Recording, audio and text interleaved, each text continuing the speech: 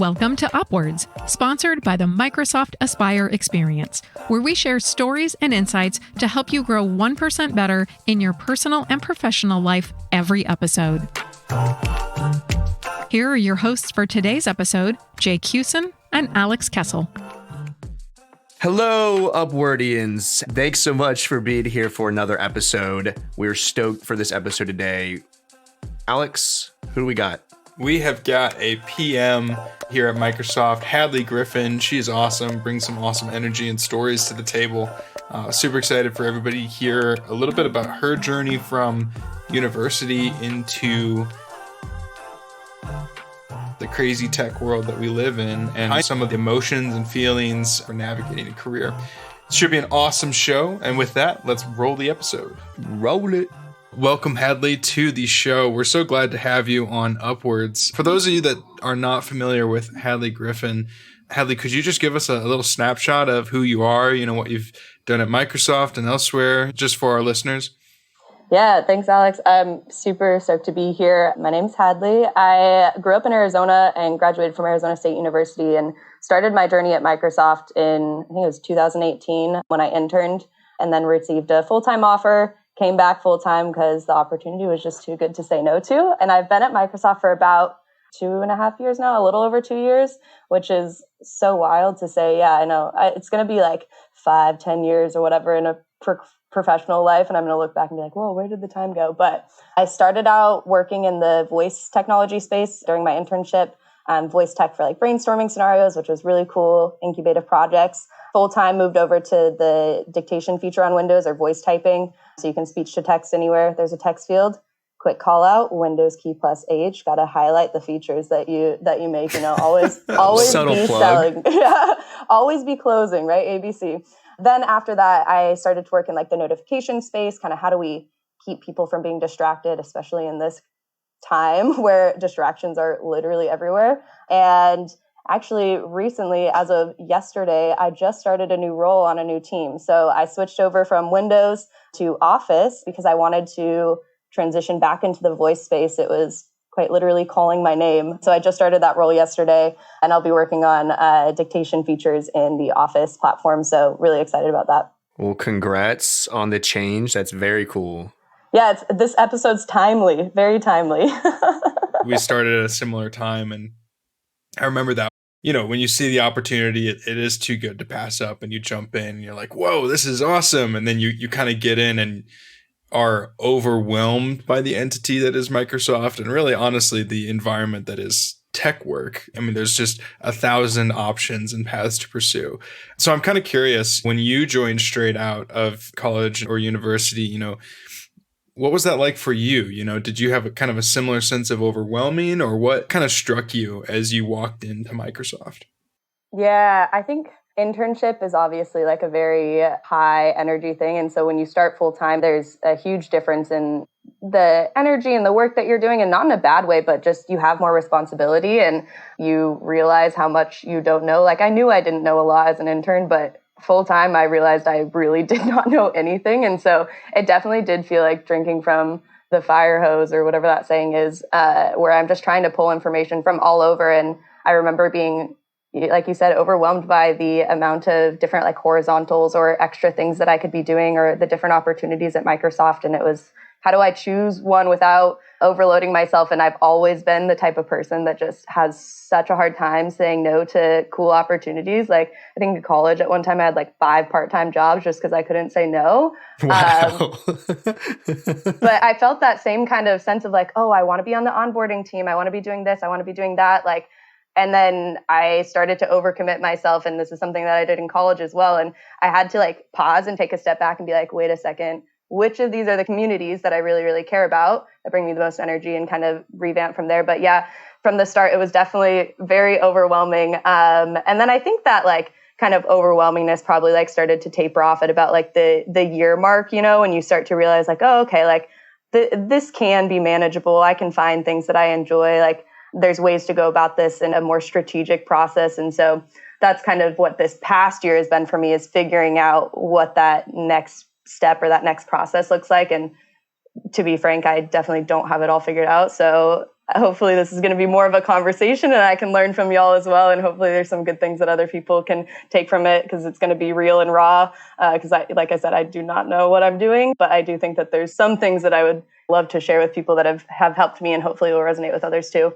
Yeah, I can definitely relate to that, coming in and wanting to get involved in a lot. And it sounds like you mentioned you really spreads yourself thin or wanted to be very involved in college and university. So you kind of brought that into Microsoft, and I can definitely relate to that. And for me too, I also felt like it was like, okay, I have this role, and university for me, I could think of more of a structure and how I want to progress. But then I get into Microsoft and hit this goal, and then I'm like, holy crap, it's not just 4 years or 5 or 6 years if you do a master's. It's like 10, 20, 30, 40, however long I want to work. It's like, wait, what do I do? So I like felt the need to just get heavily involved with like different communities and heavily in onboarding and crafting that and different things, and definitely spread myself thin at times. I'd love to know, like, for you, you said it kind of tapered off around the year mark and you started to get more clarity of, hey, I can be more strategic about this. Like, what was the strategy that you started to decide for yourself? Because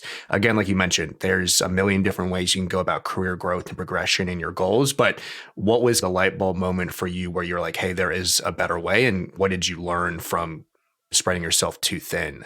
Part of it was like it just being the time of a year, but also I think a big part of my trigger to rethink things was the pandemic hitting, right? I think that made a lot of us stop and reflect on our lives, because we were reminded of like what really is important. And I feel like a lot of us had the sense of, what am I doing with my life? What am I spending my time doing? Why is this important? What is my quote unquote purpose? And that was kind of like the moment that it really hit of like, oh wait, I need to really think this through. And I remember seeing a post on Instagram talking about the New York Times article that was written by, I think it was Adam Grant, about languishing. And this concept of languishing is that it's like, it's not burnout and it's not like depression, but you just kind of feel a sense of stagnation and emptiness and like not really knowing what the next thing is and feeling like you're going through the days. He describes it as feeling like you're looking through your life through a foggy windshield. And that really resonated with me, because I had felt from that period of like when the pandemic hit to the like remainder of so like March 2020 to like literally until now, probably still, I was just feeling that my days were just passing by, and it felt like Groundhog Day. I was waking up every day doing the same thing. I would look back and suddenly 2 years had passed and like, where has the time gone? And I think that was a big wake up call to me to be like, oh, wait a second. There could be more to this. I actually remember having a conversation with my friend and I was like, yeah, do you ever feel like you're just not progressing, you're just doing the same thing and everything feels like the days bleed into one another? And she was like, Hadley, I think you need a new job. And I was like, okay, maybe fair. Or just to like rethink some things. The pandemic hitting was a big point in that for me. But I also think the silver lining to that I realized as well that really helped me kind of also sit back and reflect was that this like sense of languishing also creates this, I think this is called out in the article as well, but it creates this fallow space, which is this interval that we need to reset before we plant our seeds and harvest and move forward to really recoup and rejuve and re-energizate and really be intentional about our next step. So I had made this post back in, I think it was like August of 2020. Yeah. So it would be my 1 year mark at Microsoft. And I made this post, and looking back at it now, I like read it and I'm like, oh, wow, I was really, really feeling languishing. And I was really recognizing the importance of that fallow space. And can I share the post with you? I'll just read the caption. Yeah, cool. Please do, Hadley. I said, today marks 1 year at my job at Microsoft. Some days I love my job, inspired by the wicked smart people I work with and cool projects I get to own. Other days I feel burnt out, uninspired, and frustrated with the amount of overhead and company red tape. But today I feel grateful for the incredible learning opportunities and skills that just 1 year has already equipped me with. Grateful for the company's global presence and the opportunity it's given me to learn about other cultures and even travel to other places. Grateful for the support system, incredible friends I would not have here if it weren't for Microsoft. But mostly, grateful for the opportunity it's given me to learn how to swim in uncharted waters. When I first decided to study computer science, I distinctly remembered setting my sights on a big tech company like Microsoft or Apple or Google.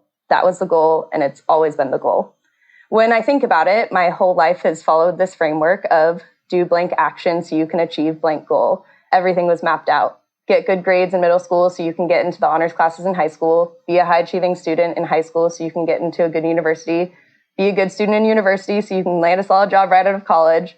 But what happens when you no longer know what that next goal is? Okay, I got this sweet gig at Microsoft. Now what?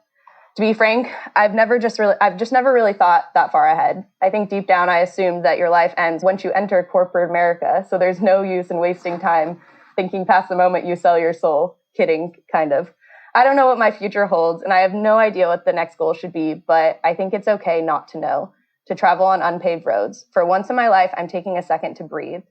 And while I'm a big advocate for chasing after what you want, I'm starting to also see the value in waiting and letting things fall into place. There's a balance in all things.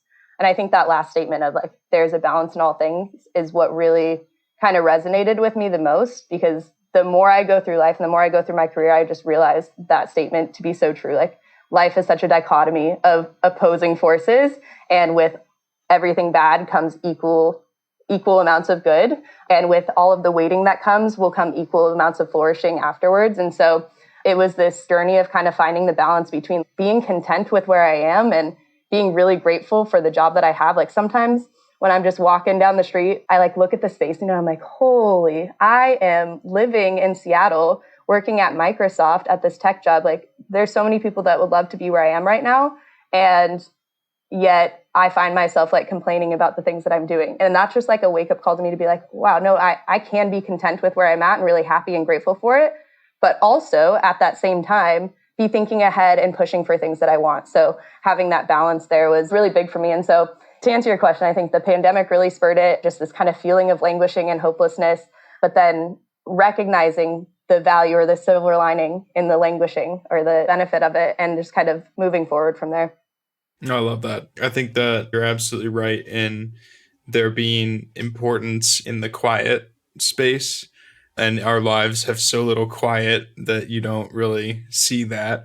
And I think that there was an artist, I can't remember his name, but pretty sure he was French. I don't know. It was during one of the art revival periods, but he was basically saying almost all artists who were great went through periods of intense boredom because they knew how to be bored, and it spurred their creativity and everything like that. And we don't know how to be bored, right? Like, there's the joke that Netflix profits off of boredom, right? Because they're like, anti-boredom, don't be bored. Yeah. Watch anything, shuffle play, right. do TikTok, literally anything. All of that. Right. Yeah. I think it's kind of interesting how little we kind of think of retreating as a move that's actually tactical.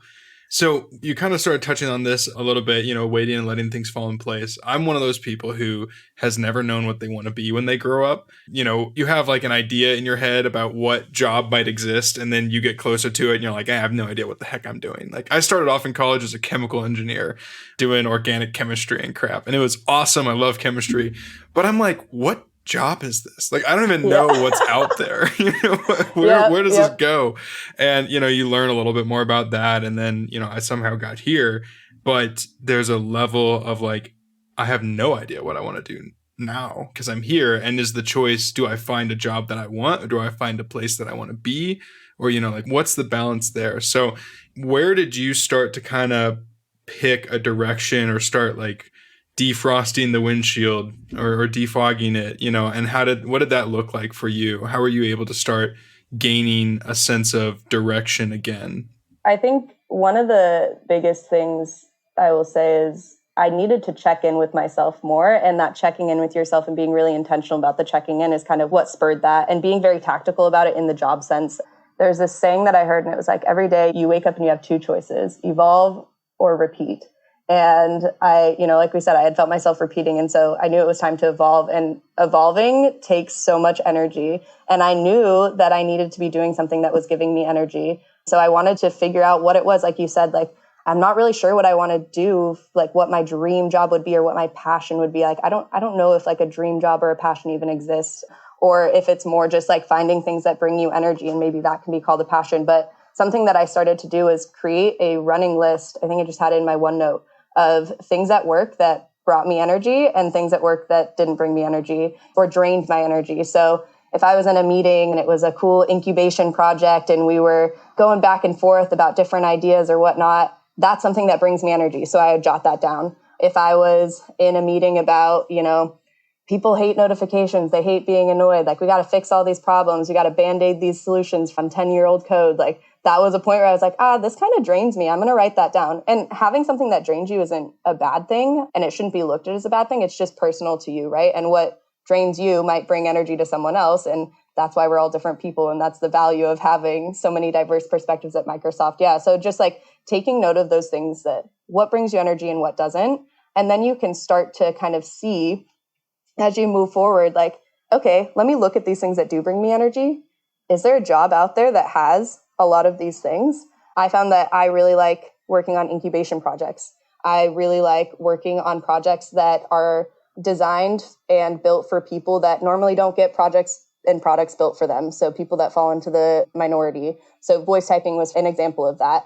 Most people use the keyboard, and working at Microsoft in a tech company, it was really hard to sell the concept of voice typing to a bunch of people who are very linear thinkers and have only ever used a keyboard and would not even think about talking to their computer to write up a email, right? So my dad would. Okay, so some people, and see, that's the thing. Like, it's like 20% of the population prefers to write using voice, but because that's not the majority in business sense, like we usually do what's best for the majority because it makes sense fiscally. But I loved being that, like, let's fight for the 20%, like they deserve something too. So that was something that brought me energy and inspired me to actually get up and work. Like when I was in bed in the morning, I'm like, I don't know if I want to go to work today. I can remember, no, I'm doing this for that 20%. Or no, I'm really excited about this incubation project. Or no, I'm really excited because I'm working with marketing to help storytell. Like storytelling is something that I found that brings me a lot of energy. And so I was able to like see what that was and then start to look for other jobs that had those things. I remember searching on the Microsoft career portal, using the keywords of some of those things that brought me energy, of like incubation, voice, marketing, storytelling, community building, and then finding the job postings that aligned with that and then moving from there. I literally love that. I wrote that down, listing things that give you energy specifically, because I think that that's so powerful. And it's almost like a compass finding north, like you don't know where you are, but you're just kind of like, where should I be heading? Let me calibrate across all the things that happen in a day. I think that's awesome. Yeah. And to that point too, like your path can always be changing. You're not writing this in stone. It's a living, breathing document. You can change your mind later, and that's totally okay. In fact, some of the people that I've talked to that are happiest in their jobs, or I would deem as like most successful, are people that have pivoted along the way and changed their perspective and changed their path because their outlook on life changed and how they perceived life changed and how they perceived their work changed. And that's totally okay. And that's why it's so important to keep checking in with yourself, because as people, we're constantly changing. And if we're not intentional about checking in with ourselves, we're not going to realize that we've changed, and we'll be stuck in this place where we just don't feel satisfied or don't feel fulfilled. And you don't realize why until you actually do that checking in with yourself. And so I think that that's so important. Like I keep a journal as well. And so I always write down things in my journal of like, it was really nice to be in this meeting today. I remember after one of my interviews, actually, I wrote an entry in my journal. I was like, wow, regardless of how like the outcome turns out, if I get the job or not, I loved having this experience to talk with these people and stretch my mind. And when you're in interviews, PM interviews, they ask you, different design questions, and it's problem solving. And it was nice to stretch my brain like that again. And so I wrote that down, right? And it was just really cool because I never like realized the magic of keeping a consistent journal until recently, because I was able to, after this, like look back at my previous entries and to really see like, oh, Hadley, like you were not happy whatsoever. Like you felt very unfulfilled. And then to read this one that happened after my interview, like I was looking back at it today, and to see like that energy and to feel that energy in the paper was so cool, because it's, it just gives you that way to like stay connected to the present and live life intentionally and like remember what you felt in that moment and feel inspired by the person who inspires you the most, which is yourself. And so that's another tip that I would say is like, whether it's in OneNote, whether it's a paper journal, like make sure that you're keeping that journal and documenting those things, because it's so powerful to be able to look back and to remember how you felt in that moment, because it can provide more context to make decisions in the future.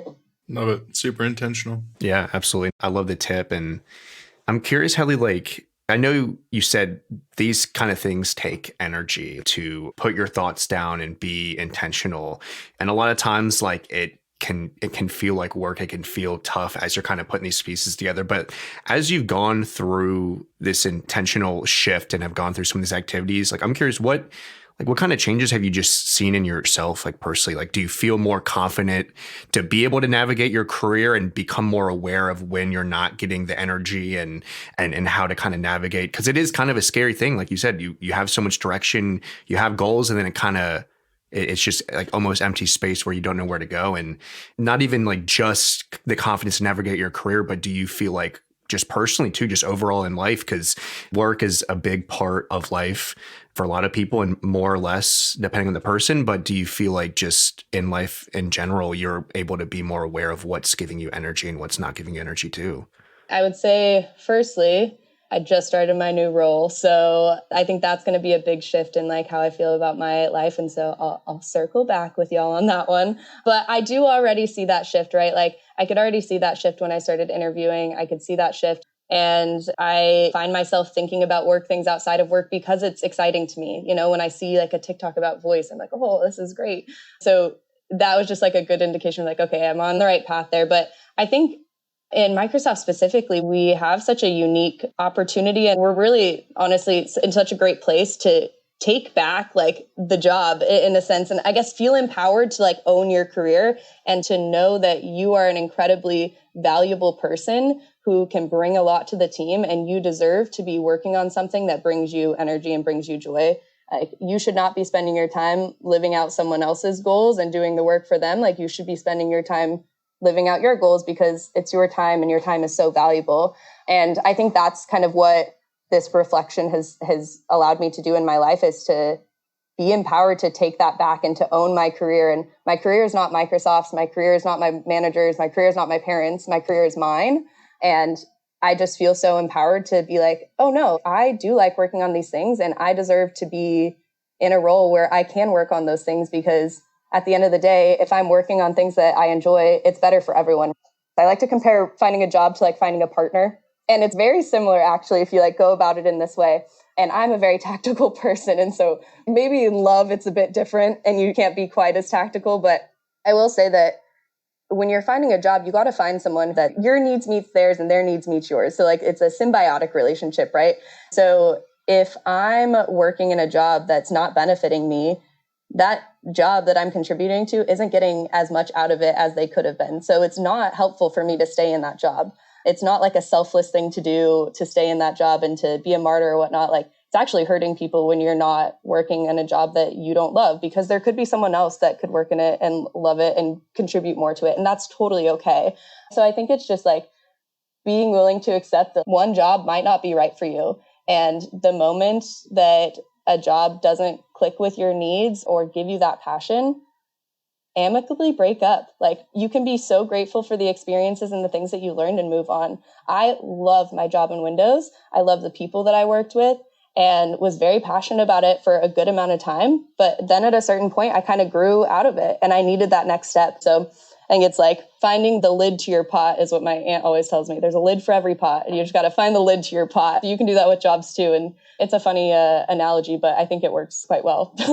Yeah, I remember the technical portion of my interview with my wife. You know, the coding problems were very, very difficult. So I think that's a perfect analogy, frankly. No, but it's so true. Like, and I think that's important as well, as like going into those things. It's a two-way street, right? Like just as much as you're interviewing for that job, they're interviewing you, but you're interviewing for it. So like you have to want it just as much as they want it.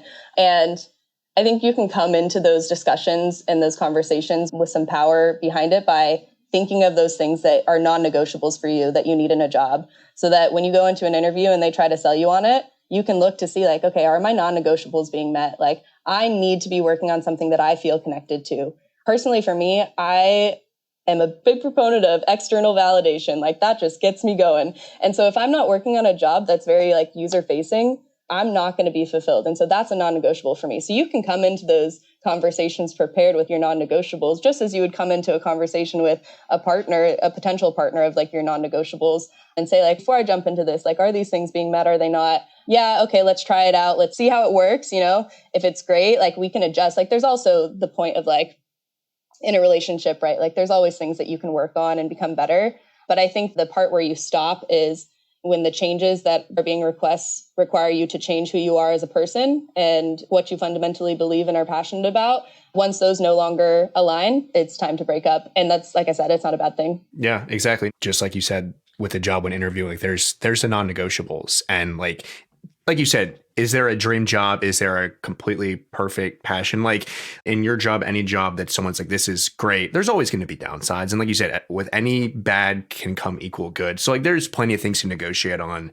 But I think that being clear on the non-negotiables and like what you said, getting that validation, working on something that's user facing where you can get the validation that gives you energy and that is important to you. And to me, that's like, I feel very similarly in that validation aspect. But like even hearing you say that, I was like, like, until hearing you say that, I don't think I would have ever thought to bring up something like that. So it's not like, oh, I want to work remote or like I can work 2 weekends a year, but it's a lot of things that like really are important to you that I can tell like the journaling you've done, the intentional thought that I'm sure felt like work sometimes and takes energy has definitely paid off because you sound very clear in the non-negotiables that you currently have. And kind of what you said too is like there's ebbs and flows and maybe later in your career, something that was a non-negotiable, you have more leeway with, and something that wasn't a non-negotiable before, now you're like, wait, this is actually really important to me. And now it is. So I think like being real with yourself, but to do that, it takes intentional thought and time and energy. And I think it's one of, if not the best, like one of the best things you could ever put energy towards because it's yourself. It's you. Like you deserve that time and energy and thought. So it's really cool to hear. You mentioned that we had 2 choices every day to either evolve or to repeat, or like to either grow or repeat.